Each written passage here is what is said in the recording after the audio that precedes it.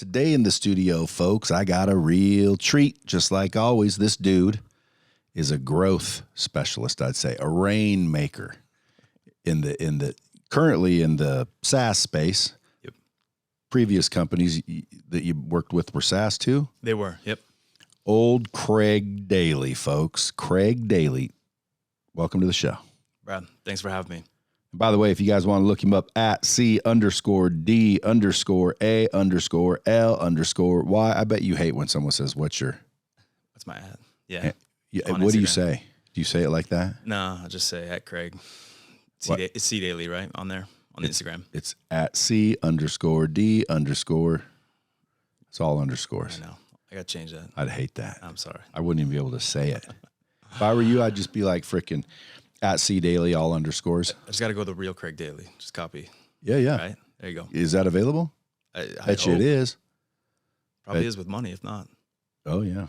That's what I'm talking about. See, man gets it done. So you're the chief revenue officer for a company called Aktify. Yep. Aktify is basically a lifesaver for companies because you're almost, I like to say, recapturing leads that they haven't closed, and you're kind of doing the nurturing and the work over text. Yeah. Yep. That's exactly it. And it's really bots, AI bots. Yep. Hyper intelligent, like very human speaking AI bots that you can't even necessarily tell are bots. What if people throw in their little trick questions where the bots always get confused? They'll trick it. I mean, everything. I mean, is it really good? Better than most? No question. That's kind of our core difference. What makes it so good? The team behind it. I mean, the common misconception with AI products is that it's like all automated, it's all machines. But in reality, for it to be super effective in conversation, it's almost like a child that you have to teach with humans. Yeah. And so they coach and instruct and develop it. And you do that with neuroscientists and like a lot of PhDs, masters in computer science, machine learning. Like there's an intense amount of human involvement to master the conversation. I think we're hell bent on making sure it's human, right? Because it's that much more effective.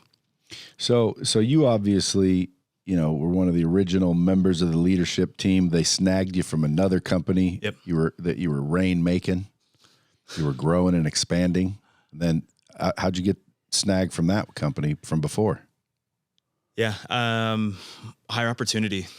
I mean, everything has a shelf life. I think for me, I want to maintain killer trajectory professionally. And like most of us, we want to be incredibly challenged in the role that we are. In the moment you feel like you're on top of it and kind of stagnant and you're managing the business versus like thriving and being challenged with hard curveballs, like in my head, that's time to step out and go into something a little bit more ambiguous and or unknown, if nothing more to like further prove what you're made of. So any company that was bringing that kind of proposal to me that had killer TAM and seemed like technology that people were salivating for, like I got to run with it. Well, where'd you get your start? Because you said you were selling cars for a minute. Yeah, I was a young 16-year-old kid slinging stereos at Best Buy. I always had a knack for talking with people. I come from a huge car family, so I love cars. Sold the stereo system to a gent, Matt Gunderson, who owned an Infinity dealership down in Mission Viejo, California, where I'm from. And that's where I learned, went through all like the training classes. I wonder if he owns Gunderson Chevrolet. He does, down there in Southern California. I don't know. I think it might be in Arizona. Yeah. They were primarily a Chevrolet family. So I'd be shocked if it wasn't the same. Probably. Yeah, great people. That's where I got my start. It seemed pretty intense. All my peers were, 40, 50-year-old people that had been in the space for floor 25 whores, years. I call them. Huh? Floor whores. Yeah, they were. They just sit there and smoke cigarettes and wait for customers to come to them.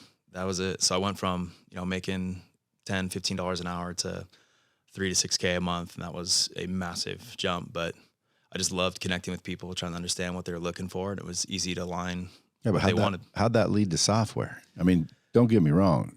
Yeah. Car sales, great boot camp, but how'd you make that jump? Yeah. Software is very lucrative and kind of a white collar version, I almost feel like, of car sales. It's still a lot of the same foundational behaviors from a selling motion, But I think a lot of it is if you're able to build a brand and actually have equity stakes in it, you can put yourself in disproportionately strong like situations. And I think car sales, you're constantly needed to sling and to be present there. I think software looked more of like the long-term play for me. If I can build and actually truly develop people, teams, attack markets, and I have equity stake in the company, not only will I make great money while I'm there, but you get massive pops for those, 2 to 7 year runs that you're doing. And that just seemed fascinating. So you were selling cars and then you just said, I want to start selling software? Yeah. I had friends that were in it. They were making great money. It seemed appealing. Everyone that was in it, that was in my circle at the time, just seemed really on point too. I think they just seemed really sharp. And I'm kind of in that Jim Rohn mindset of like, you surround yourself, you're the mean average of the 5 people you spend the most time with. And as I started talking to people that were in SaaS, they just seemed, again, on point. This guy gets it. This guy's going somewhere. And it just seemed like a crew that I wanted to run with. And I still try to harness that a lot today. Like who I surround myself with. Are they people that are better than me, that are challenging me? I think there's a lot in the mojo that comes from being surrounded by the greats. SaaS seem to have a really heavy concentration of that. So, see, most people, like a lot of them get stuck in the car business because it's just such a easy, not easy, but fairly easy way. And dude, I've seen a lot of people get out, go right back, get out, get their ass kicked, go right back. So you must have had some success when you first jumped into software. No? No question. What was that company? Qualtrics was the first one. Did it sell for $1 zillion or something? Sold for $8 billion to SAP about a year and a half ago. And back in the day, I mean, there's 50 of us just trying to figure out what the freak we were doing. Did they train you? Yeah, they did long term, but in the first 2.5 years, like, today you have setters, people that are setting appointments for you, and you're just sitting there kind of doing demos and whatnot. Like back then, you got on freaking LinkedIn and had to make it happen. You had to be creative. And I learned that obviously from car sales. Like if you wanted it to happen, you had to make it happen. And so I was really big on prospecting. I made sure I had a huge pipeline, and that's where I learned just the grit. And then, long term, when we started having cash and started doing some fundraising, we went really intense into the development side. So that company blew up. You rose through the ranks, then jumped to another company. Why'd you make the jump? Went in at a higher level. Started in as a VP. It was kind of my next stair step ladder, and it was. Was the title important to you? It wasn't so much the title as it was the autonomy to do more. Qualtrics at the time was over 1,000 employees, and anything at that size, it's harder to move around. At some point, your upward mobility is going to be diminished. And I think I looked at that next company, Podium, as a great stair step. They were earlier on in the path, and a lot of what they were looking for were still things that I felt were very strong core competencies of my skill set and background.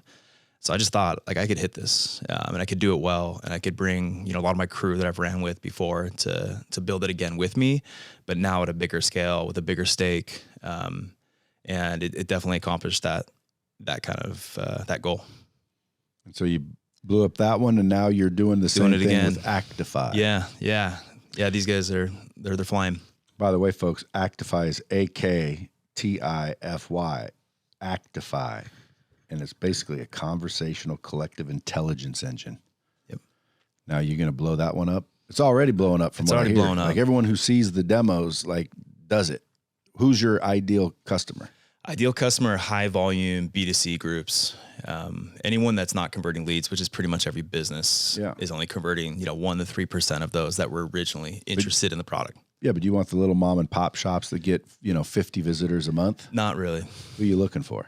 We're looking for groups that are generating 5 to 10,000 leads a month.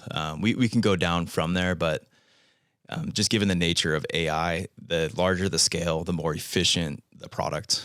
And what's going to happen if they say, okay, I'll do it?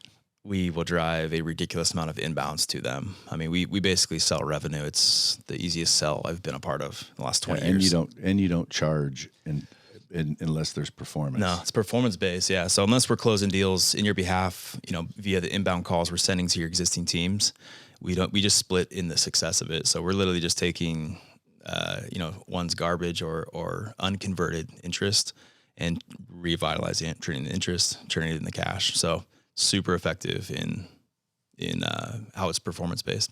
And obviously you customize for every company. We do. Because, maybe I'm selling jacuzzis. Yep. Someone else is selling software. The language has to change. It does. Yeah, similar like a character in a video game. You have to represent the brand and intimately know from those that you're working with at that brand. If it's a TD Ameritrade or Charles Schwab, inherently they're going to want a specific type of talk track and demeanor that's representative of their product, services, brand. And so that's where we bring our the neuroscientists and our a lot of our engineering team into the equation to customize and craft the agent to make sure it's effective in the communication. If this one sells for a couple billion, are you going to get paid? Sweet. I will. Let's hope. Let's make that happen. Third one's a charm. Yeah. So what are you doing in these companies that make such drastic differences from prior to your arrival? If I'm listening to this, I'm an entrepreneur. What fundamental things are you doing basically that someone could do with their business? Yeah. I mean, look, 97% of the people that originally came to you and expressed interest as a lead didn't get what they were wanting because they didn't convert. And that's just statistical averages. So it doesn't mean that there isn't still interest. And traditionally, those just go, you either have a massive human capital cost of people that are trying to go and get business from the Brads that didn't convert, or you have highly ineffective email campaigns that just get lost in inboxes. I think one of the big things I would focus on if I'm an SMB business is text communication is a channel that we all respond to. Like we just don't pick up calls that are from unknown numbers anymore. So you gotta play the game and be effective. And like, what do people actually respond to? What's going to get a high response rate? And then both in these agents that we send out to basically prospect in behalf of a brand, as well as even myself, there's just a high level of authenticity. I think the more salesy you sound or bot-like, no one responds to it. We get hit up so much on every single product. Every time you go to a website, you're getting retargeted. I think most buyers, in my mind, respond really well to authenticity. So in the way that you're crafting the messages, meet them in a channel like text where they are. And then I would say just be super straight and authentic in how you're propositioning whatever the service or product might be. I feel like the combination of those two is super effective in getting people back on the phone and actually driving revenue to the business. Yeah, I mean, that's more of a, why would you use Aktify? I'm wondering, what are you doing in these companies to cause the growth that is happening? Oh, you're saying like within Aktify? Yeah, like the first company, you grew grew that. You learned, obviously, Gotcha. You weren't the only one growing it, but you grew it. You started learning shit. You went to the next one. That one did well. Yeah. Now you're at this third one. Since you've been there, has it grown incredibly? It's grown incredibly. Yeah. So what are you doing within the organization to make it grow? Are you hiring teams, training people correctly? Is your culture magical? Culture's magical, but it's because you're bringing people that into the equation that have done it. If you and I were to, the GMs of a basketball team, my opinion would be we try to go find the Steph Curry and Kevin Durant to establish a baseline of talent of what we're wanting. And then we try to create this magnetic culture that is, hey, these guys are the real deal. And then it's easier to go attract a lot of these players that maybe are B players and bring in and grow them into A talent and surround them with the best. So what we do, or what I do, is I try to establish a benchmark of excellence. There's got to be a process of like, what are we trying to accomplish? What is the vision? What is our why? And then how do we go and execute against that? I'm huge on the people that are in the room, though. That's a big deal to me. If you got legit creative talent that is running with you, you're inherently going to solve really strong and difficult problems that most companies can't.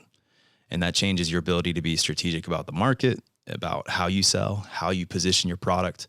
Like everything becomes better if you got the right squad running with you. So that's the big thing I try to bring just from learnings in the past. I would agree with. Most people think it's complicated. Like, man, how's he doing it?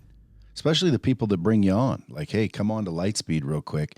Next thing you know, 6 months from now, we've exploded because of you. And then I go, dude, what'd you do? And you said, I found good people. Yeah. It's at the crux of it. I mean, it's a cheesy LinkedIn post of like people are everything, but I mean, it's true. I mean, when it comes to a team, like if you were going to start a professional sports team, what do? Well, you go get the best positions available. Yeah.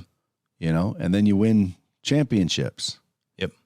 Why would it be any different with a company? It wouldn't. It's not.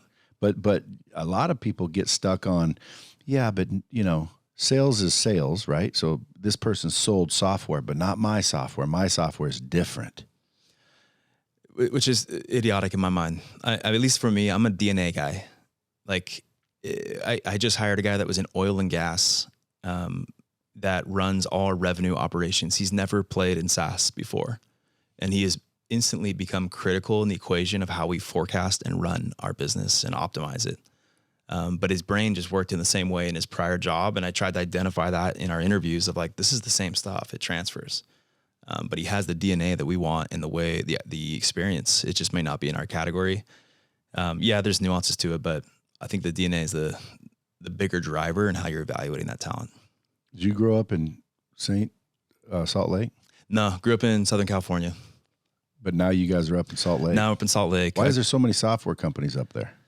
Is that like a new Silicon Valley? Yeah, Silicon Slopes, as we call it. It's you got a good mecca. You got a lot of smart people up that way. There's some good talent, very entrepreneurial state. I think people just want to capitalize on opportunities. It's America. It's what we're about. Is it a red state? What's that? Is it red? Is it red state? Highly, yeah. I think it's been transforming quite a bit in the last 5 years, which is well welcome, candidly, but definitely still red state. No flooding of blue state relocations? It's coming in, Salt Lake especially. I mean, there's it's overdue probably for more diversity. When'd you move up there? Why did I move up there? When? 2005-ish. Yeah, now why? My wife's from there. Oh, okay. And then Qualtrics, that first tech company I was talking about, was headquartered there. Yeah. And my personal brand is just kind of housed in that tech community. I'm not sure I'll be there long term. I think it's just with where we are today with COVID and everything, like you have the ability to be in different places, but where would you rather be? Newport Beach. You like beaches? Love beaches. Why Newport? I love coastal. Yeah, but it's California, bro. What's that? It's California. You say that like it's bad. It is. How? Taxes. Yeah. Idiot governors. Yeah. Idiot rules. No, there's a lot. You got to be pretty insulated. Obviously, you got to be super well off for that to even make sense. That's why Utah, I mean. And super generous because, again, I know a lot of well-off people. They moved right the hell out of there. Yeah, just knowing what they're giving up. Yeah, I mean, they love it, but, like, you know, moving made them $8 million more a year just from a tax advantage. Yeah, yeah. And I'm thinking to myself, like, why wouldn't California, like, keep people there, number one, and number two, like, make it, because it's already weather-wise and terrain-wise most desirable, probably. Right. But you know, when you raise taxes to a level of ridiculousness, people are going to move. Yeah. And who's moving? The money. Right. Didn't Elon Musk move? Yeah. Yeah, they got their plants in Texas, Toyota. I mean, like they lost them to Texas. He wouldn't have left. No, it's idiotic. I mean, the decisions at the top, politically wise, are ludicrous. And every time I think about, you know, I'd live there. No, I wouldn't. Why? Well, because then they attach themselves to you. Yeah. My friend said, if you even have a house there, they're going to get you for taxes where it's like normally it's just crazy. Yeah, I just wouldn't go down there. I would visit for a long time at a time. Yeah. And it's probably the way to do it. I mean, you can live like a king in Utah right now. It's climbing up there though with just it's cold as hell up there, and economy. It is. Yeah. Winters. I'm not a winter guy. If you like skiing, snowboarding, it's probably a place for you, but I'm not one to slip on the ice and. Yeah, I'm with you on that, dude. I don't understand like freezing your balls off for weeks at a time. Not fun. So listen, a lot of entrepreneurs are listening to this. A lot of people wanting to be entrepreneurs. Are you looking for any help, any talent? Yeah, absolutely. If someone wanted a gig, would you entertain a stallion coming on board? Are you growing? Are you looking to grow? We're growing. Yeah. I mean, we were in the teens when I started with them 6 months ago. We're already close to 100. And by this time next year, I guarantee we'll be probably 350.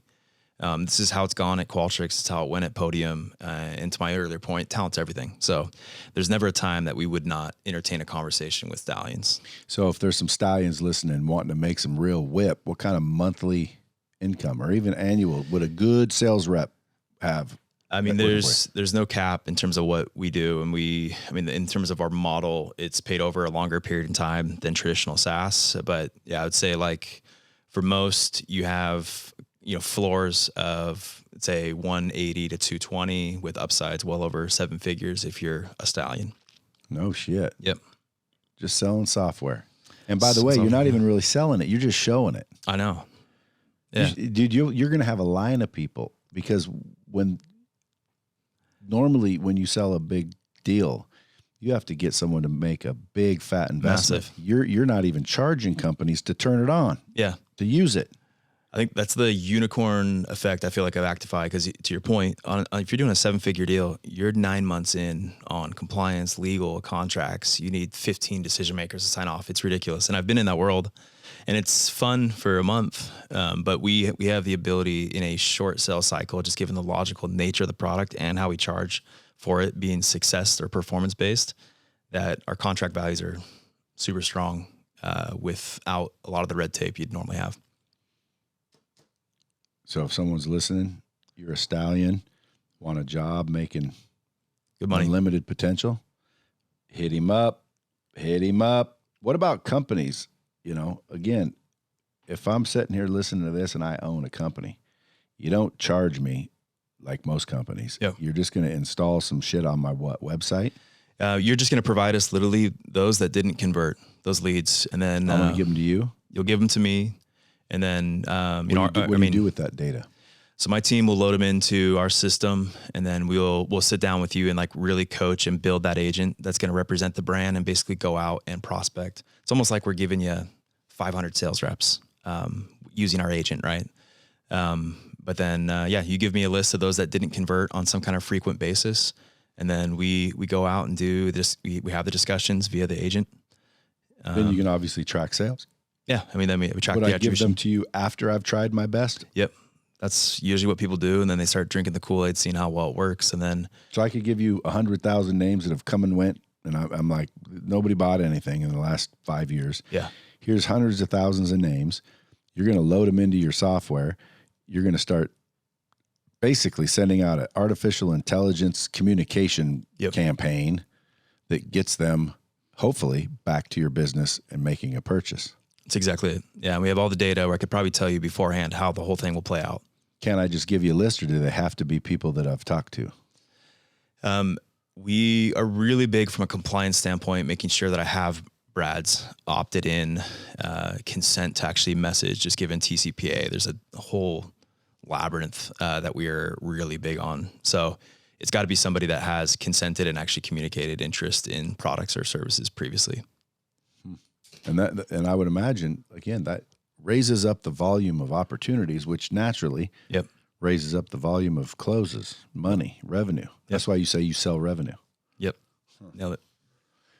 Well, I don't know, man. It almost sounds like, you don't really have some secret way. You're just using common sense. You're grabbing good talent. You're creating a culture. And it's the product's got to be good though. Product's great. It's a lot more intense than it sounds like on the surface. Any joker's got a bot that can say, "Hey, Brad, you didn't convert, or you didn't end up purchasing, or you're still in the market." But it's a vast difference in truly being able to hold a conversation. And so, from a brand standpoint, we're only focused from a data science standpoint on how do we literally perfect human conversation, but utilizing data science and AI. So there's competitors in the space, but in terms of the metrics and our ability to drive business, there's not competitors. But it's a huge cost from us from a business standpoint that we sink into the product for it to perform like it does.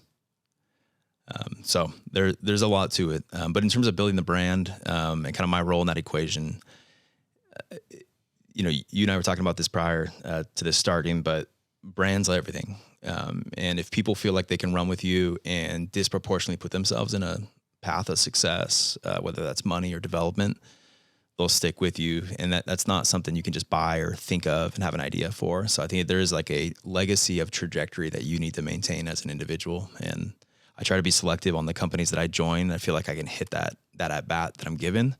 But there's, you can't really put a price on that. That's not a trick or a gimmick. It's just how you operate. And I think that's maybe a secret going into the company is I'm fortunate to have, you know, people that will follow and work with me, but it's because we always do badass things. When are you going to start your own deal? I almost did coming out of this. Like, what's your goal? Yeah, it's, you know, my goal is to go more into venture capital. I'd rather not be the one driving the plane or flying the plane. I'd love to be the one that's just more giving the hard takes and kind of helping people, you know, be the bowling bumpers for their businesses and giving just hard calls on what they're doing and holding, you know, smaller equity stakes in the businesses and kind of just floating business to business, rather than being attached to the brand itself. So, I mean, that's the end goal for me. I don't obviously have all the answers figured out, and these kind of runs are you know, immense in helping develop what I don't know, but that would be the end game is how do I go spread what I've learned through all these instances across multiple companies and just help change their trajectory. So if you were going to coach somebody right now, what books have you read or what resources do you know of that anyone that wants to follow in the footsteps of kick-ass sales growth and development need to read? Atomic Habits is a really strong one. My former leader, Fan Hancock, was really big on that one. There's another book that I thought was really good to get your mind thinking about more the quantitative side of the business called The Score Will Take Care of Itself. Never Split the Difference. Dan Pink's To Sell is Human. Going back to my point of the modern day sales, you know, stallions in my mind are just super good humans. They're very authentic in the way they carry the conversation and therefore instill trust. But those books I feel give you the rigor, discipline, as well as the right psychology to go crush. The Score Will Take Care of Itself? Yep. Never Split the Difference? Never Split the Difference. And Atomic Habits. Yeah. I mean, those are some killer pillars that kind of round off any killer skill set. Do you kind of have your team go through those or? No, I have them on my desk, mainly just the posture, but I see what we were talking about earlier. What if you had all of those delivered to your team with repetition, practice, and then someone's holding people accountable to that? How much better do you think you'd be doing? I mean, that's what stuck out to me, what you were saying earlier, because we've paid, you know, $350,000 for trainings at past companies, and they're phenomenal companies that are putting on these trainings. But the repetition beyond the training, like you said, it's just exposure to things you know you should be doing. But if you're not actually implementing the development, it's all for naught. And you got incrementally better, but it's like you never realize the true gain by not having the repetition. So now when you're done with Aktify, you come here and start preaching the LightSpeed word. Yeah, there you go. Because that's true, man. And I'll tell you, it's like people don't get it. No. You know, we have a learning system. And I'm like, how's it working for you? Well, you know, we can't get people to use it. Well, that's a management problem, bro. That ain't a training problem. Yep. Like you can't even get your team to do what you want them to do. That's not a training problem. That's a management problem. And they're like, well, I mean, you know, all we use it for is this. I said, well, log into it. Let me see it. They're like, well, I don't know my password. See, you're a leader. You don't even log into it. Why? Well, because all that's in there is a video that they've already watched 6 years ago. Why would they watch a video and think they're going to get better? Yep.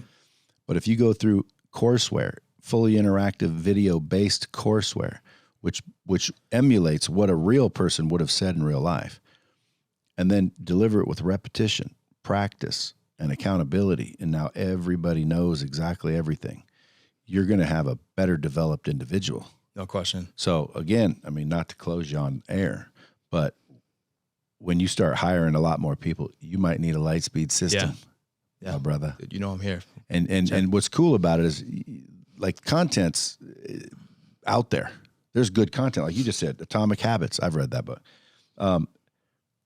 The content's out there. The question is who's delivering it with repetition, practice, and accountability, and who's tracking, measuring, monitoring and all that, and who's hosting it, and who's creating leaderboards and gamification so people are logging in to check scores, and, you know, it's a game, and, you know, it's a cultural thing.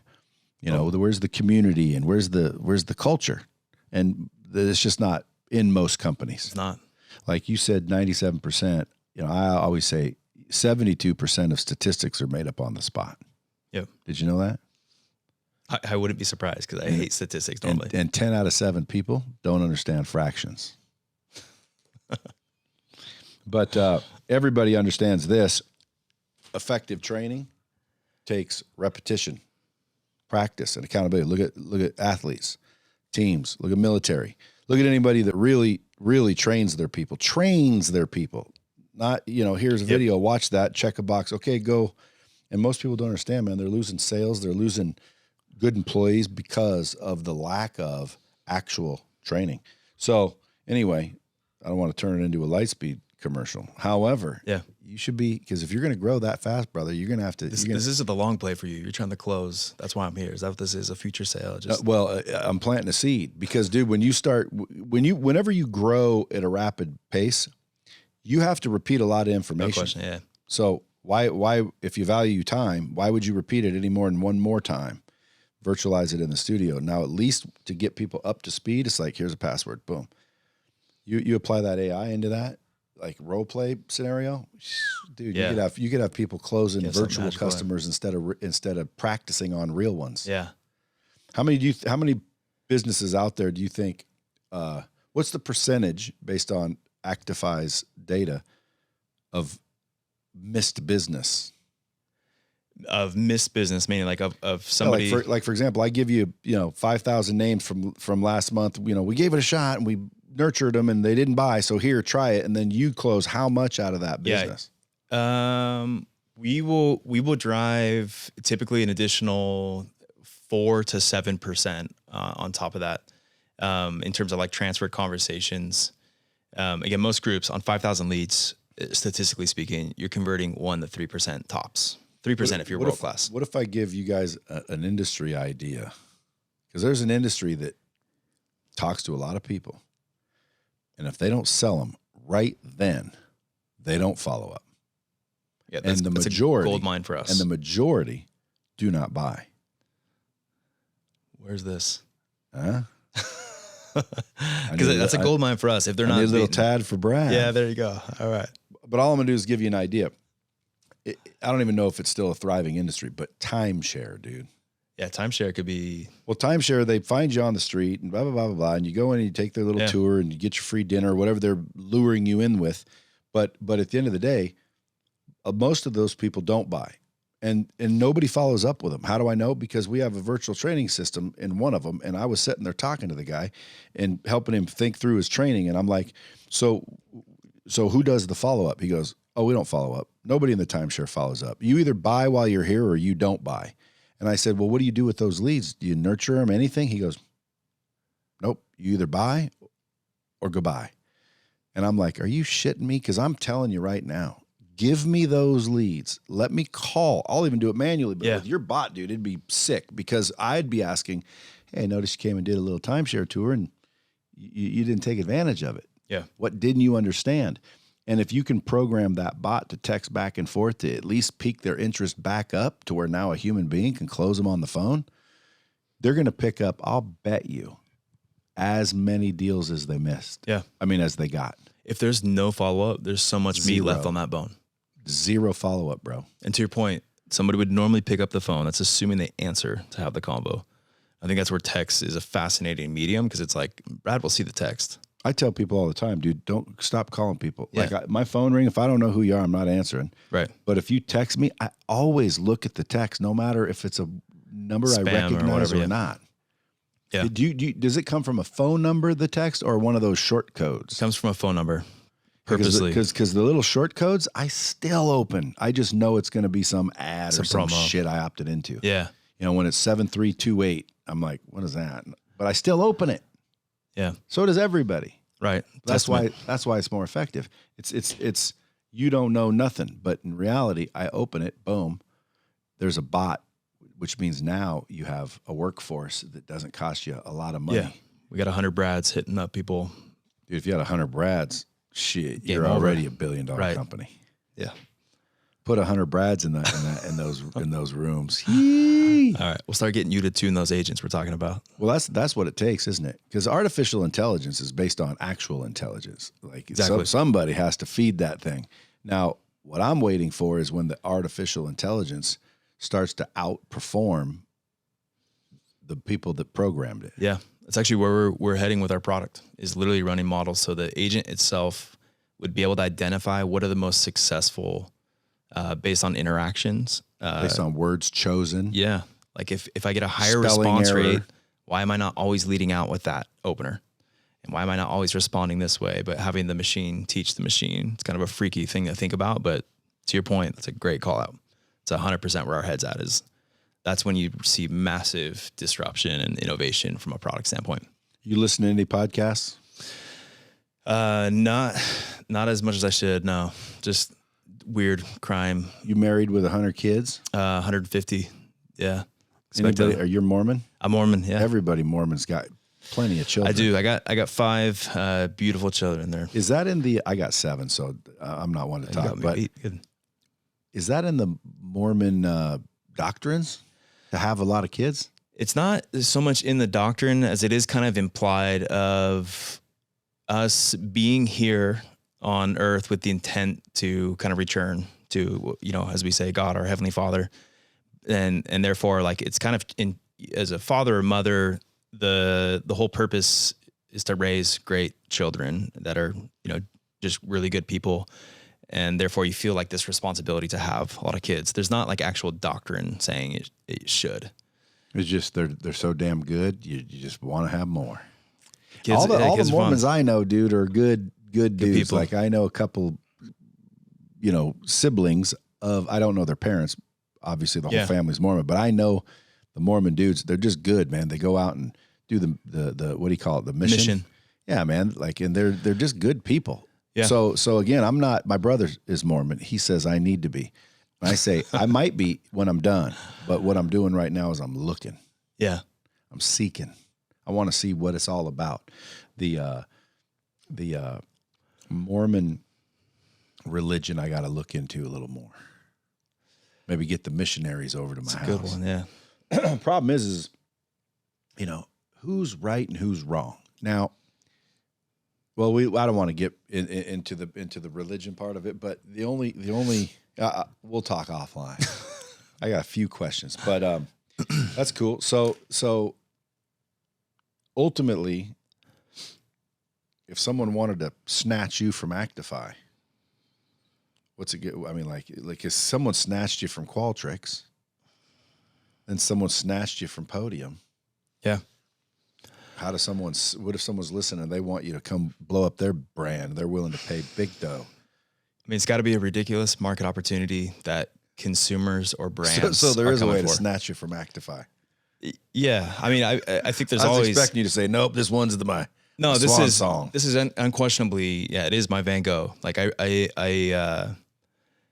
I'm just saying, everyone to some extent, I don't want to say for sale because it's beyond money. But You're just being honest that if the right deal came along, I guess you could if go. there's something like, if you got the next Tesla coming along and Elon pulled me aside and was like, hey, you want to run with me? Like, it'd be hard not to look at it. What would you go tell Craig? Come with me. Sorry, dude. How old's Aktify? Aktify has been at it for 4 years. That's a baby still. It's a baby still. Really, the last, I think, like 18 months is when they kind of caught fire, and they started driving just tens of millions of dollars for certain brands, and they're like, "Okay, we got something." And I was telling you this earlier, but that was kind of like they discovered flight, like the Wright brothers, and myself and the team that's there today has kind of been trying to turn it into Boeing, establish all the processes and rigors to actually like start shipping planes in mass production. Yeah, scale. Are you learning a lot while you're there too? A ton. Yeah, absolutely. So you're still being round out as an executive. Did I ask you how old you were? You Must didn't. not have listened. How old are you? 38. Yeah, so you're getting up there. Most nowadays, dude, there's 23-year-olds doing some crazy shit. There I'm is, thinking, yeah. dude, when I was 23, I was selling cars, making money, hanging out at the freaking pool hall afterwards, spending it like a dipshit. I wasn't reading books. Yep. I didn't even understand software. I didn't understand residual income. Nowadays, like 38, dude, you're an old man. I'm the granddaddy. How old are you? 52. Okay. I got underwear older than you, bro. You're slinging now. You're doing it. Huh? You're slinging. You got no regrets in this whole thing. I mean, no. And not only that, dude, I feel like I did when I was 25. Yeah. I'm a lot smarter, though. When I was 25, bro, there wasn't social media. Yeah. I don't think. Just so much better to not have it. Just so you can focus on No, yourself. dude, I freaking love social media, dude. It's so easy to reach people, and Yeah. the more hands you shake, the more money you make. Yeah. I guess Like depending on the right field. now, dude, I know enough people that could probably, I don't want to say double your sales, but I know so many people that if I made a deal with you and spent a couple weeks just going through my Your network. list and introducing someone on your team, like I said, you should get your own bot for yourself. So I Yeah. could just send them give you their number and you just start botting them. Yeah. But it's all about relationships. I mean, It is. I have so many relationships. I could give you so much more business just with relationships. Yeah. It's all about relationships. Let's make that happen. I'm 100% with You you. know, like again, earlier, your team was saying that, we've already given you 18 type, opportunities. Well, dude, times that by 1,000. How do you get those kind of referrals and introductions? It's relationships. Yep. Could not agree more. I don't know why I brought that up, but relationships are to me the new currency, the new economy. Like this, more hands you shake, more money you make. I'd want to be out there freaking introducing myself. Yeah. And that's what I keep doing. That's why I started the podcast, to get the knowledge from the people who have it to the people who need it. Next thing you know, people are starting to call to get on my podcast. Then all of a sudden it goes up in the ranks because, more people are listening. Mhm. And pretty soon, bro, like you've got a platform. So anyway, I don't know why I'm telling you that, but you're still a youngster. I'm with you. You're still a youngster as far as I'm concerned, but you're an old man as far as the up and comers. Dude, Yeah. there's 20-year-olds making millions of dollars with some sort of freaking interactive app, No, it's marketing markers. funnels they've discovered, NFTs. Do It is you nuts. feel like a grandpa yet? I feel young. But yeah, on paper, I definitely feel like an old man. Like I've just been through a few world wars, a few MBA programs. It just feels old relative to professional experience. But Did you graduate college? I did not actually. I was studying at Brigham Young University, doing some accounting. Was not interested in doing that at all. Transferred to another local community college and started doing a lot more within marketing, but it was like an entrepreneurial track. I was just trying to equip myself with like all the right skill sets to do something on my own. So What do you think the absolute most impactful book you've ever read on anything other than religion-based? ooh, the most impactful book. As far as sales, like people listening, man, they want to go kick ass and freaking do what you're doing. What do you think you attribute it to? Where could they start looking? There's a lot of sales techniques. I think it's all good and dandy. It's a bit of bull crap in my mind if you don't understand what you're about. If you don't know Malcolm Gladwell's Outliers and just understand like your purpose and what it is you're trying to be or accomplish, if you can get that mojo and energy to set your trajectory, you'll crush sales. And your technique might be really raw and robotic, but you'll still slay it because you know what you're about. You know what you're trying to be and what you're not. I think any books that can help chisel that out, like that Outliers book or others. Have you ever read No. Psycho-Cybernetics? No. Maxwell Maltz.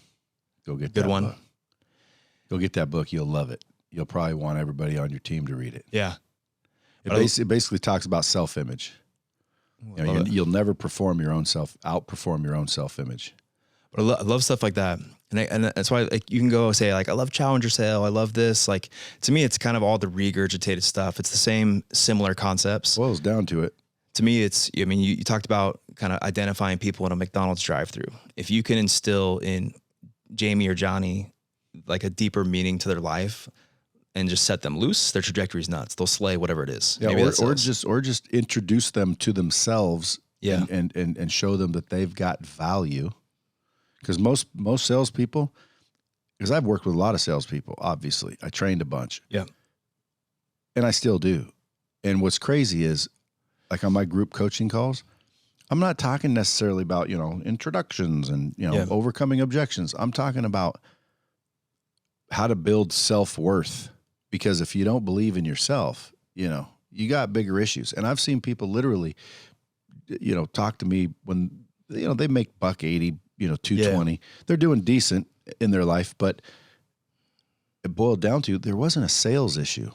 It was a confidence issue. It was a mindset issue. It was limitations or not having their why. So I agree with you 1,000%. Yeah.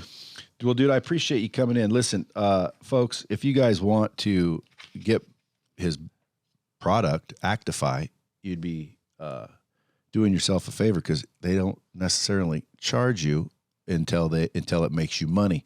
So if you're listening and you're interested, I would say go to Aktify.com or Aktify.com. Yep. AKTIFY.com. Yeah. And tell them the old bomb squad sent you. I'll get a piece for my niece or something. Yeah. Send me definitely drop Bomb Squad. Send me some cigars or something. Because I think, dude, listen, my listeners are, number one, badasses. Number two, they know that I'm not selling them shit. I don't use his product or service, but I think I'm going to.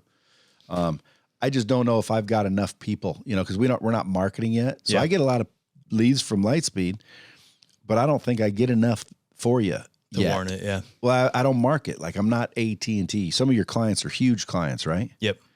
But I do know some, and I think me and you need to make a deal where I can make some introductions and get you some big accounts. I'm down. Let's do it. Because if anybody's really paying attention to this day and age, AI, if not to replace, but to enhance, meaning let the AI warm up and weed out the ones, I call them the Karens, the dicks, why are you texting me? Like, good thing a human being didn't call, because they could have got rude and got you sued.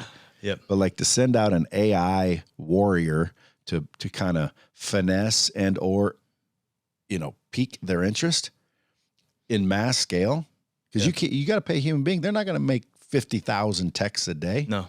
So it's like a no-brainer. It's coming, dude. And if they're not out there using it already, they better hurry up and start considering it. Craig Daly, folks. Follow him at C_D_A_L_Y, or go check out his gig at Aktify.com. Go get the book, man. Go get the book. Outliers. That's the one book you would say you got to get that. Yeah. And then I appreciate you coming in while you were in town for the deal. And folks, share this episode. Go rate the podcast. And as always, till next time, keep it real. Thanks, Brad. Thank you, buddy. Dropping bombs with the real Brad Lee. Subscribe now.